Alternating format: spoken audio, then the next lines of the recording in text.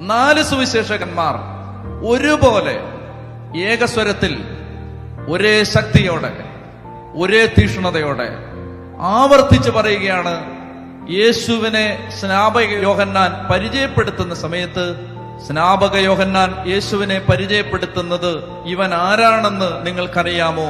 ഇവനാണ് പരിശുദ്ധാത്മാവിനാലും അഗ്നിയാലും സ്നാനപ്പെടുത്തുന്നവൻ. യേശുവിന്റെ primary duty, യേശുവിന്റെ പരമമായ ദൗത്യം, ആ ദൗത്യങ്ങളിൽ പ്രധാനപ്പെട്ട ഒരു ദൗത്യമാണ് പരിശുദ്ധാത്മാവിനാൽ സ്നാനപ്പെടുത്തുക എന്നത്. യേശുവിന്റെ ഒന്നാമത്തെ ദൗത്യം ലോകത്തിന്റെ പാപങ്ങൾ ഏറ്റെടുക്കുക എന്നതാണ്. യേശുവിന്റെ രണ്ടാമത്തെ ദൗത്യം ആരുടെ പാപങ്ങളാണോ അവൻ ഏറ്റെടുത്തത് അവരുടെ മേൽ പരിശുദ്ധാത്മാവിനെ വർഷിക്കുക എന്നുള്ളതാണ്. പരിശുദ്ധാത്മാവ് ഒരു വിശുദ്ധ ന്യൂനപക്ഷത്തിന്റെ പ്രോപ്പർട്ടി അല്ല, ഇതാരുടെയും കുത്തകയല്ല.